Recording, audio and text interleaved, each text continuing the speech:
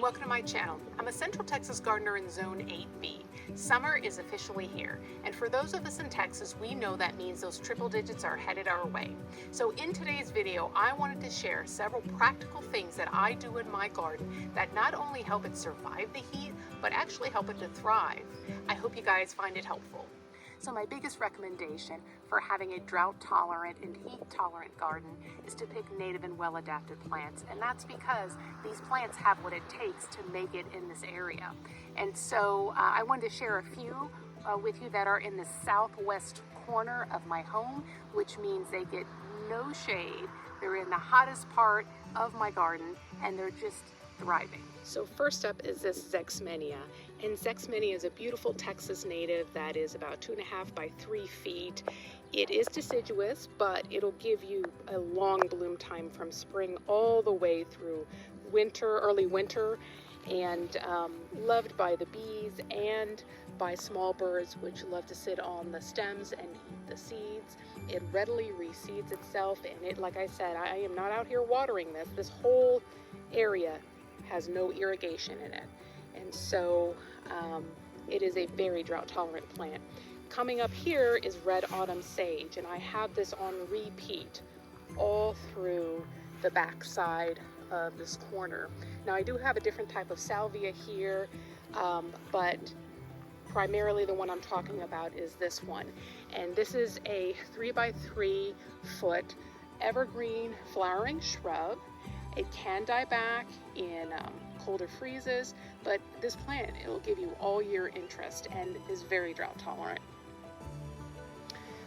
Coming along in front of it is dwarf Yopon holly, and it looks pretty tiny now, but these can get 3 to 4 feet in height and spread, and they are a Texas native and also evergreen, so again you get that all year interest, and I've kind of got them snaking through this whole front area. And then last, I have got a well-adapted plant called Mexican feathergrass, very drought tolerant, but is a very aggressive spreader, so something to keep in mind. It can really take over a garden bed if you're not careful. I wonder what's made this mess over here. Could it be another dove? Why are you so messy? This is like the worst nest I have ever seen. You don't even look comfortable in there. I mean, just saying. Well, I guess the nest was functional because Mama has had a couple of babies. You can clearly see one. I don't know if you can see the second one. I'm not quite tall enough to get up there. But she's just hanging out on this tippy tiny corner. And you can kind of see how she's just squished in there with her tail. Mulch like you mean it, and I am talking a good 2 to 4 inch mulch layer. And mulch provides several benefits for us. One, it does suppress weeds, but it also slows water evaporation and it can regulate soil temperatures. And for us in the summertime, that means cooler soil temperatures. Now there's a lot of different mulch options out there. My personal favorite is a hardwood mulch that I have dropped off by my local landscape supply company. Mulch also can break down over time for you and improve your soil quality. Although I will warn you, that's not going to happen if you've got a weed barrier down. It still breaks down, but it doesn't improve the soil quality. So I also like to use spent flowers, or like my spring annuals that have gone to seed, or anything I've had to prune. I like to save that, and I just drop it in an empty area of my landscape, and that provides another mulch layer. And if I'm fortunate, I might have a volunteer plant. Now, if you're wondering what this plant behind me is, and I don't know if you've seen the butterfly activity, this is a Greg's Mistflower. And Greg's Mistflower is a beautiful Texas native. Typically gets about 2 feet in height, though this one's a little bit taller. And they are loved by the butterflies, but especially the queen butterfly. And this particular plant provides some sort of chemical that queen butterfly needs in reproduction. And so if you're looking to bring some butterflies to your garden, add this Greg's Mistflower. Let's talk about watering. Most plants will benefit from a deep but infrequent watering schedule. And that is because that type of schedule encourages a deeper root system. and the deeper the root system, the more drought tolerance that plant will have. Now, if you water plants frequently through the spring and you don't kill them with overwatering, what you might end up doing is creating a very superficial root system, which the plant does fine through spring, but as soon as the heat of the summer hits, it just can't take it because it has no drought tolerance. So let's talk about how and when to water. Now, my preference is to water the plant as close to the soil level as possible. You really get two benefits from that. One, you're not wasting water, and that water is going directly to the root system, which is what the plant uses to absorb it. And number two, you're not getting all that water all over the foliage, which can sometimes introduce more disease. In terms of when, my preference is the morning, and that is primarily because of disease. Sometimes if you water overnight or in the evening, that moisture can stick around on the plant, and that is when fungus can really sort of set in.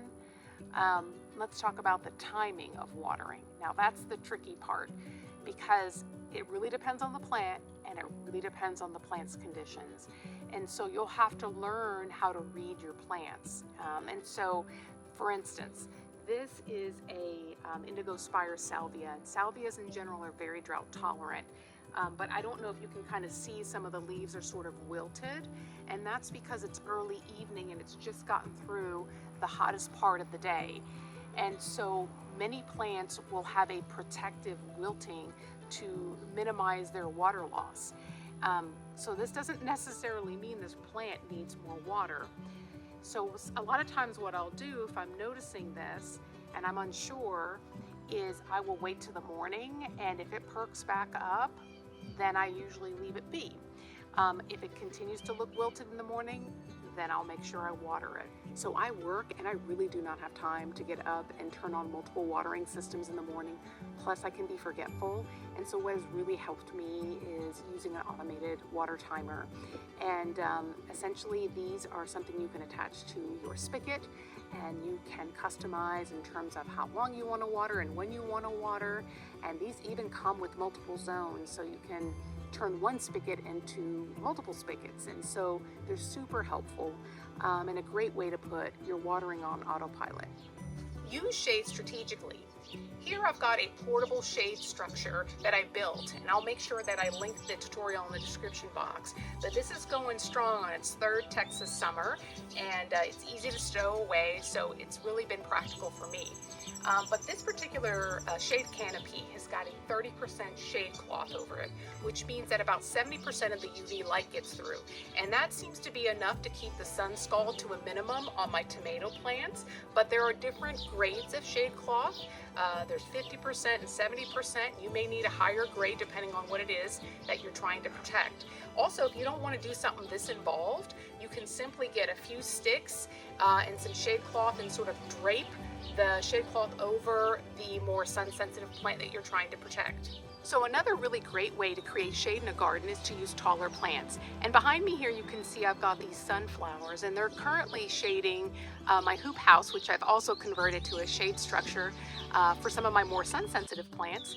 But not only do you get the shade from these taller plants, but you also get some visual interest. Consider using taller plants along the west side of a more sun-sensitive plant if you're looking to create afternoon shade. Gardening in the Texas sun is no joke, but this Tula Hat has been a total game changer for me. It's made of breathable palm, it's built to last, and it offers real sun protection. I'm talking a UPF rating of 50 plus.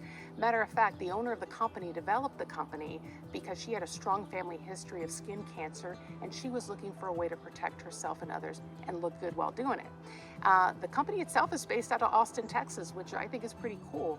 They offer a wide variety of styles for men, women, and children.